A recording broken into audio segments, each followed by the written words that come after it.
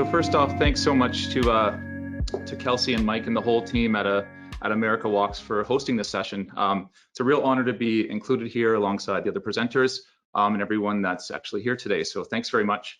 I don't actually come from a transportation background or an advocacy background or a policy background for that matter. I come from the marketing space. You know, it wasn't until I took out my two young boys to daycare and school on their bicycles that I realized how kind of dangerous our shared spaces were outside of the automobile. And that's really when the light bulb went off for me. So I really leaned on creative as an outlet to kind of vent my frustrations, to highlight kind of the imbalance and absurdity that we saw on the streets on our, our daily walks and bikes to school. So that's a bit about me and how I kind of got involved in this space. Let's see here, turn this. So as mentioned, I come from the advertising world, and ironically enough, from working on a few different auto clients and generally on the corporate branding positioning side of the business. So really telling the stories of the brand and the fleet of vehicles. So to me, storytelling is a really important part of communications, and it's something that we can really leverage in the advocacy space as well. I mean, we may not have the budgets or the reach as our large auto manufacturers do, but at its core, we can really develop and create messages that will both impact and resonate with our intended audiences. We all know we've developed a pretty toxic car culture over the last number of decades, and it's really been a campaign to essentially kind of demonize and dehumanize movement outside of the vehicle. So kind of knowing that as the baseline, there's an opportunity to look at advocacy campaigns from a rebrand position to rehumanize people outside of the vehicle and spaces outside of the vehicle and tell those stories. Okay.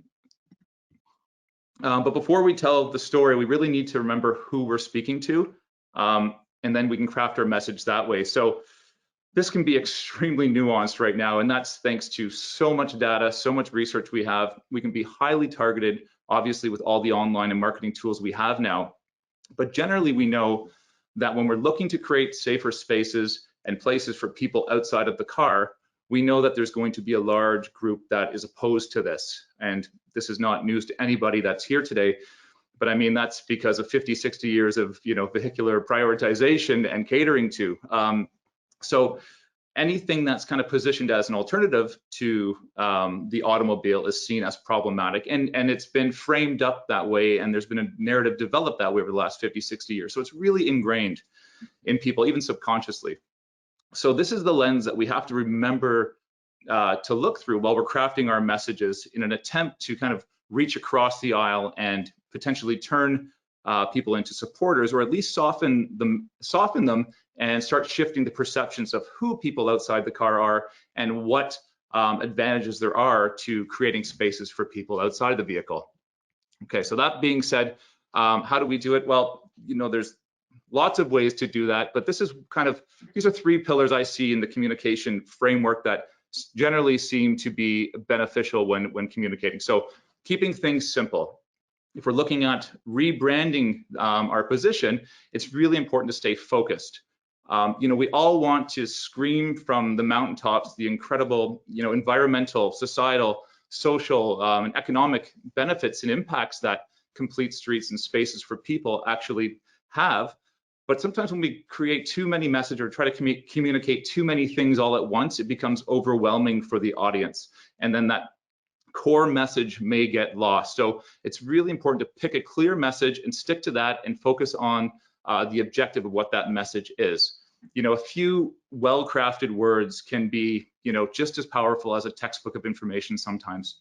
And it's really important to remember you don't have to say everything all at once. There's a time and place, and you can say a few different things in different phases of a campaign. Next up, emotional. So again, the numbers and data are extremely important, and really one of the key turning points to policy, but we can use emotions and emotional messaging to connect on a more human level, which when we're looking to reach across to people that may not be in the same mind frame or the same space as us, we can connect emotionally. So be that dramatic, be that funny, be that striking, be that something nostalgic, whatever you feel your message, the objective is for your message, pick the emotion that would resonate the best with what you're trying to communicate. Let's see here, sorry.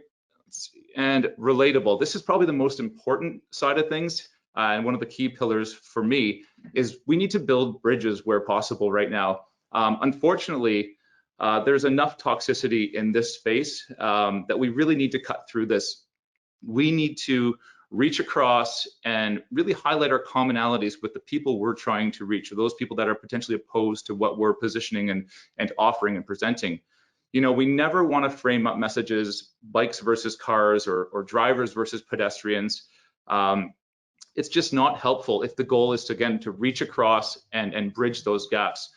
You know, a respectful and approachable tone is always a good way to go if, again, we're trying to convert people or at least shift the perceptions of who people outside the automobile are and what those shared spaces could do for all of us. It's, you know, it's really hard for people to listen or to begin to empathize with you if they can't relate to you. So I want to show a quick video. It's only 30 seconds, and then maybe we'll just have a quick chat on how these pillars apply in this video.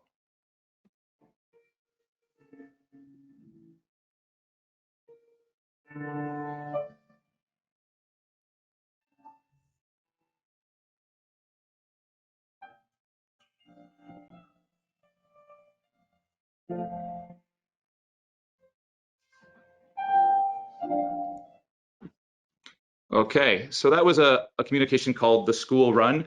And so if we look at the pillars we just mentioned, is it simple? Well, it's one continuous shot of a child riding his bicycle to school. So it's a really simple visual. The text is very direct, and it's asking clear questions that we already know the answer to, but it's where we want our audience to reach their own conclusion to the answer that we're serving up for them. So it's clear, and it's clear visually, and the message is quite clear. On the emotional side of things, what I was going for here was obviously a little bit of vulnerability, because I think a child is universally seen as vulnerable. So a child riding his bike to school kind of evokes that emotion. And if we look from a nostalgic point of view, I think we can all remember, many of us can remember, potentially biking in our neighborhoods, biking to school, or the act of going to school. These are things that we would remember fondly. So it brings that emotion of nostalgia. And the last piece would being relatable. So that's similar on the nostalgia side, is that we can all generally remember going to school, biking in our neighborhood. There's probably many parents that have children that would like them to be able to bike to school or have that independence that's been stolen from our kind of auto-centric spaces. And finally, on the relatable side, showing a child is generally non-threatening. So it's not an abrasive message, it's not combative, it's really just a visual that communicates something that we can all recognize as a good thing. And that was my presentation.